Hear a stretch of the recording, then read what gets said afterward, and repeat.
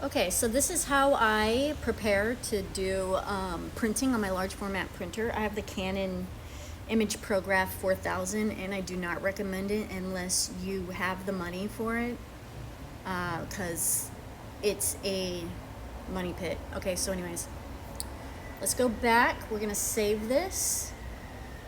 I'm gonna, shoot, I forgot to make a copy. That's not good. Always copy your work pre-edit so that you have records of your edits.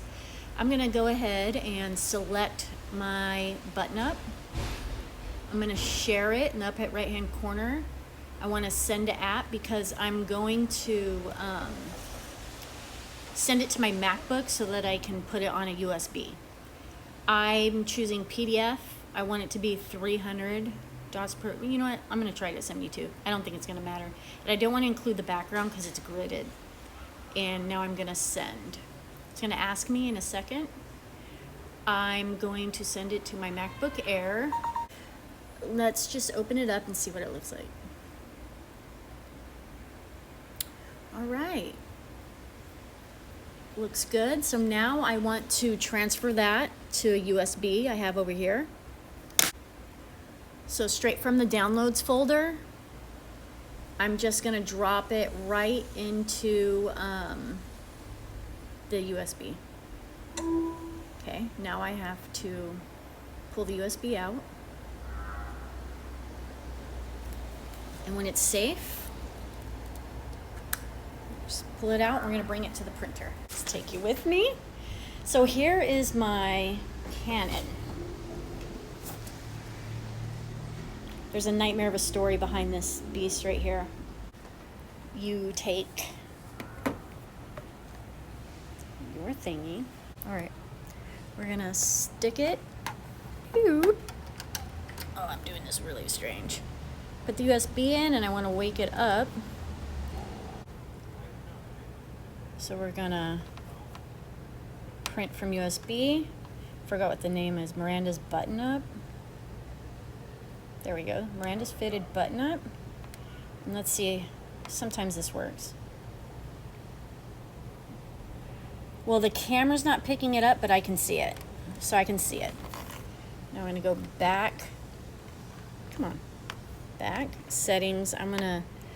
I have it set for monochrome, but I like to put it in color so that it possibly evenly distributes color.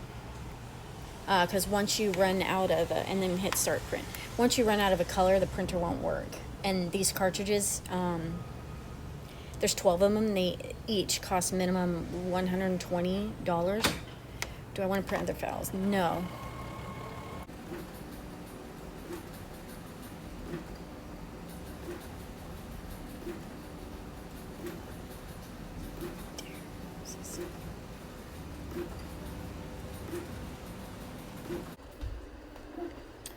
All right, as you can see, it's almost done. I don't know if this pattern is really big or something, because something looks a little bit off, but who knows? Let's see how much time we got. It usually says how much time is left. Nope. Oh, 1 minute and 27 seconds, okay. Okay, as you can see, I have completely printed this out. I see mistakes already, but you don't, okay? So don't look for them. I'm just gonna glaze right over them. So I'm going to get the fabric ready. We have fabric over here to choose from. I'm not gonna pick that fabric on top, even though I love it. It's really strange because I get called Chola Goth a lot because I wear a lot of black, but for some strange reason, I like a lot of colors. Well, anyways, okay, so I think I'm gonna choose the red. I've already made one in the brown. I have already made one in the red, but we're gonna do it again. Okay, so now I'm going to cut out the pattern.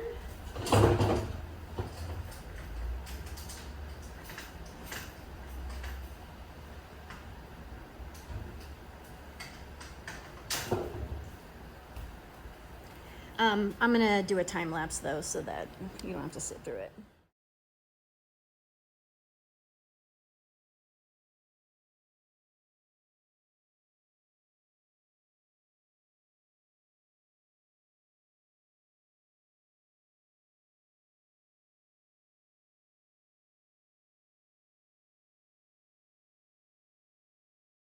All right, so I hope you didn't notice all the mistakes I made, but for the pattern pieces that were duplicates, such as like a cut 2 of the same thing, I only cut 1 to save time.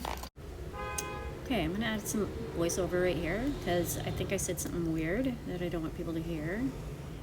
All right, so I'm just shuffling papers, just putting this over here, putting that over there, just doing a lot of putting that on top of there, and I'm preparing to cut the fabric. All right, now we're going to cut the pieces out, and I picked this cheap, decent fabric from Joann's. Can't say I'm the biggest fan. Nope, that's not true. I used to not like Joann's. Now I like them a lot now that every fabric store has gone down in Southern California, unfortunately. Okay, so we have our fabric here. I'm gonna lay out the pieces as best I can. I'm gonna go ahead and fast film, what do you call it, time lapse, so that we can get this done quick. Normally I'd spend time doing one of these, but I've got to do all this in one take, so let's do it. Okay, I didn't press the record button before, but oh well. What I did was I traced this one piece, and I'm going to show you how I quickly, usually when we're doing productions or a budgeted project where I can't really spend too much time, I will use my electric rotary. I'm going to show you an example of it right now.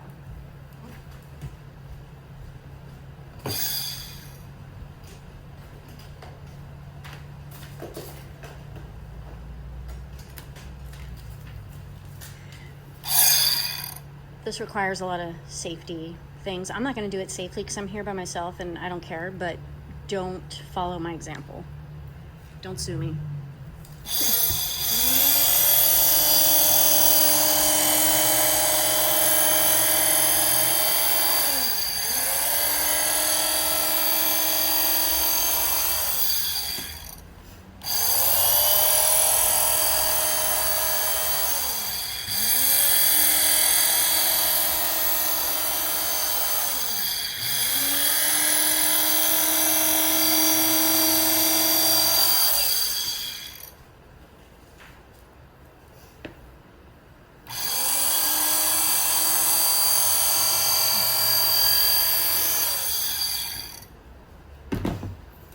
All right, you can see I've got the first piece cut out. Looks fairly, oh Jesus. Looks fairly, just trust me, it's good. All right, so I'm gonna go ahead and cut everything else out. I'll do that on speed cut. And we'll be ready to sew when I'm done with all this. I'm just gonna go ahead and add some commentary here. This is me cutting. The rotary, the electric rotary, I'll show you at the end of the video. You can get one if you're doing a lot of cutting. It won't be necessary if you're just like a home sewer, but if you start doing bulk cutting, you're definitely gonna want it. I think I almost cut my finger, so don't do that. Oh, last one. Okay, here we go. Oh, and we're ready to go. I guess I'm getting ready to do the third video. Okay, there's the rodeo. Bye.